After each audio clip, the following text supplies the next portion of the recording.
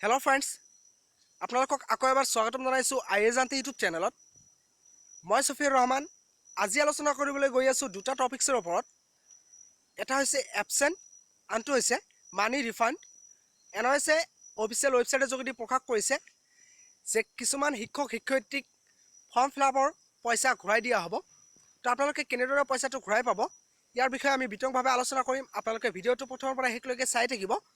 ভিডিঅ'টো ভাল লাগিলে লাইক কমেণ্ট আৰু শ্বেয়াৰ কৰিবলৈ নাপাহৰিব। লগতে যদি আপোনালোকে এতিয়ালৈকে মোৰ চেনেলটো ছাবস্ক্ৰাইব কৰা নাই তো ছাবস্ক্ৰাইব কৰি দিব আৰু কাষতে থকা বেল আইকনটো প্ৰেছ কৰিব, যাতে নতুন নতুন ভিডিঅ'ৰ আপডেটবোৰ আপোনালোকে ন'টিফিকেশ্যনৰ যোগেদি বিনামূলীয়াকৈ পাই থাকে। তো বন্ধুসকল, বলক আমি ভিডিঅ'টো ষ্টাৰ্ট কৰোঁ। প্ৰথমতে আলোচনা কৰিম আপোনালোকৰ এবচেণ্ট প্ৰব্লেম, যিটোৰ বিষয়ে মই ইতিমধ্যে দুটা ভিডিঅ' বনাইছোঁ। আপোনালোকে নিশ্চয় চাইছে যে যিসকল কেণ্ডিডেটে পৰীক্ষা দিছিল, পৰীক্ষা দিয়াৰ পাছতো এবচেণ্ট শ্ব' হৈ আছে আৰু মেক্সিমাম কেণ্ডিডেটে মেইল কৰাৰ পাছত এবচেণ্ট প্ৰব্লেমটো ছল্ভ হৈছে, কিন্তু কিছুমান কেণ্ডিডেটে মেইল কৰাৰ পাছতো এবচেণ্ট প্ৰব্লেমটো ছল্ভ হোৱা নাই। তো সেইসকল কেণ্ডিডেটৰ বাবে এটা ডেডলাইন দিছিল 7 তাৰিখ 9 মাহ 2018 তাৰ পাছত NIS তৰফৰ পৰা আকৌ ডেটটো বঢ়াই 10 তাৰিখ 9 মাহ 2018 কৰি দিছে। তো যদি আপোনালোকে এতিয়ালৈকে মেইল কৰা নাই NISক, তেতিয়াহ'লে আপোনালোকে অনতিপলমে মেইল কৰি দিয়ক, কাৰণ সময় বেছি নাই, জাষ্ট দুদিন আছে। দুদিনৰ ভিতৰত আপোনালোকে মেইল কৰক, যাতে আপোনালোকৰ ৰিজাল্টত শুধৰণি হয়। আপোনালোকে কিমান মাৰ্কছ পাইছে সেই মাৰ্কছটো আপোনালোকে ৰিজাল্টত চাব পাৰে। তাৰপাছত আহিল আপোনালোকৰ মানি ৰিফাণ্ড, যে আপোনালোকক কেনেদৰে পইচাটো ঘূৰাই দিয়া হ'ব। কোনবিলাক কেণ্ডিডেটে, কোনবোৰ শিক্ষক শিক্ষয়িত্ৰীসকলে পইচা ৰিফাণ্ড পাব, পইচা ঘূৰাই পাব।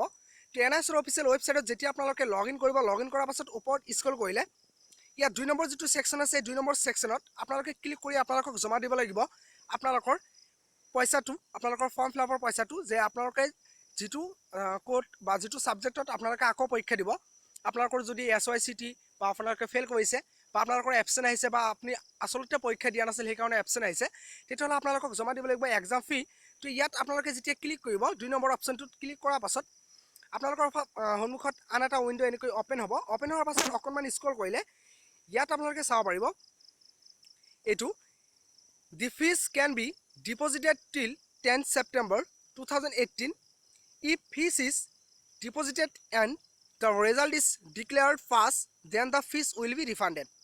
ইয়াত NISে ক্লিয়াৰলি উল্লেখ কৰিছে যে যিসকল কেণ্ডিডেটে পৰীক্ষা দিছিল, পৰীক্ষা দিয়াৰ পাছতো এবচেঞ্চ হৈছে, সেইসকল কেণ্ডিডেটে যদি 10 তাৰিখৰ আগত ফিজ জমা দিয়ে আৰু ফিজ জমা দিয়াৰ পাছত সেইসকল কেণ্ডিডেটৰ ৰিজাল্টত শুধৰণি হয়, পাছ বুলি দেখুৱায়, তেতিয়াহ'লে সেইসকল কেণ্ডিডেটৰ পইচা ঘূৰাই দিয়া হ'ব। বহুতকেইজন কেণ্ডিডেটে কমেণ্ট কৰি মোক জনাইছিল যে আমি পৰীক্ষা দিছোঁ, এতিয়া আমি আগতে যদি আমাৰ ফিজ আমি জমা দিওঁ, ফৰ্ম ফিল আপৰ ফিজ যদি আমি জমা দিওঁ, তেতিয়াহ'লে আকৌ যদি 10 তাৰিখৰ ভিতৰত আমাৰ ৰিজাল্টত শুধৰণি নহয়, আমি যদি পাছ কৰি যাওঁ, তেতিয়াহ'লে আমাৰ পইচাটো নষ্ট হ'ব। তো এনেকুৱা নহয়, NISৰ তৰফৰ পৰা এইটো ক্লিয়াৰলি ডিক্লেয়াৰ কৰিছে যে আপোনাৰ যদি এবচেণ্ট আহিছে, আপুনি পৰীক্ষা দিছে তথাপিও এবচেণ্ট আহিছে, তেতিয়াহ'লে আপুনি 10 তাৰিখৰ আগত আপুনি ফৰ্ম ফিল আপ কৰক। যিটো কোডত, যিটো ছাবজেক্টত আপোনাৰ এবচেণ্ট আহিছে, সেইটো ছাবজেক্টৰ বাবে আপুনি ফৰ্ম ফিল আপ কৰক। ফৰ্ম ফিল আপ কৰাৰ পাছত যদি আপোনাৰ ৰিজাল্টত শুধৰণি হয়, এবচেণ্টৰ ঠাইত আপুনি কিমান মাৰ্কছ পাইছে এইটো শ্ব' হয় আৰু আপুনি পাছ কৰে, তেতিয়াহ'লে আপুনি যি পইচাখিনি ফৰ্ম ফিল আপৰ কাৰণে আপুনি জমা দিছিলে NISক, সেই পইচাখিনি আপোনাক ৰিফাণ্ড কৰি দিয়া হ'ব। ইয়াত কোনো ধৰণৰ ভুল ভ্ৰান্তি নাই, কোনো ধৰণৰ সন্দেহ নাই যে আপোনাৰ পইচাটো ঘূৰাই পাব আপুনি।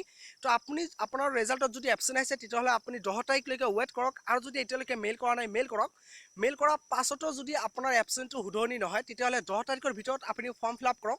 যদি 10 তাৰিখৰ পাছত 10 তাৰিখ, 15 তাৰিখ, 20 তাৰিখৰ ভিতৰত যদি আপোনাৰ ৰিজাল্টত শুধৰণি হয়, তেতিয়াহ'লে আপোনাক পইচাটো ঘূৰাই দিয়া হ'ব। তো এইটো আপোনালোকৰ বাবে এটা সুখবৰ। এইটো এটা টেকনিকেল প্ৰব্লেম NISৰ তৰফৰ পৰা হৈছিল, কাৰণ আপোনালোকে জানে যে গোটেই ইণ্ডিয়াতে DLED কৰাৰ কাৰণে যিটো কোৰ্চ, এই কোৰ্চটো NISক দিয়া হৈছে। তো ইয়াত বহুত কেণ্ডিডেট, বহুত কেইটা ৰিজাল্টত এনেকুৱা প্ৰব্লেম হৈছে টেকনিকেল প্ৰব্লেমৰ কাৰণে। তো আপোনালোকে যদি পাৰে, আপোনালোকে 10 তাৰিখৰ ভিতৰত আপোনাৰ এবচেণ্ট প্ৰব্লেম ছল্ভ নহ'লে আপুনি ফৰ্ম জমা কৰক আৰু পইচাটো আপোনালোকে অনলাইনৰ যোগেদি জমা কৰি দিয়ক। আপোনালোকৰ যদি ৰিজাল্টত শুধৰণি হয়, তেতিয়াহ'লে আপোনাৰ পইচাটো আপুনি আকৌ ঘূৰাই পাব। তো বন্ধুসকল, এই দুটাই আছিল আজি আমাৰ ভিডিঅ'ৰ আপডেট। ভিডিঅ'টো ভাল লাগিলে প্লিজ লাইক, কমেণ্ট আৰু শ্বেয়াৰ কৰিবলৈ নাপাহৰিব। আৰু যদি আপোনালোকে মোৰ চেনেলটো ছাবস্ক্ৰাইব কৰা নাই, তো ছাবস্ক্ৰাইব কৰি দিব, যাতে যেতিয়ালৈকে আপোনালোকৰ DLED কোৰ্চ শেষ হোৱা নাই, তেতিয়ালৈকে আপোনালোকে নতুন নতুন ভিডিঅ'ৰ আপডেটবোৰ ন'টিফিকেশ্যনৰ যোগেদি পাই থাকিব। তো বন্ধুসকল, এনেকুৱা ধৰণৰ হেল্পফুল ভিডিঅ'ৰ এটা আপোনালোকৰ লগত পুনৰ লগ পোৱাৰ আশাৰে ইয়াতে বিদায় লৈছোঁ। ভিডিঅ'টো চোৱাৰ বাবে আপোনালোকক অশেষ অশেষ ধন্যবাদ জ্ঞাপন কৰিছোঁ। Bye bye.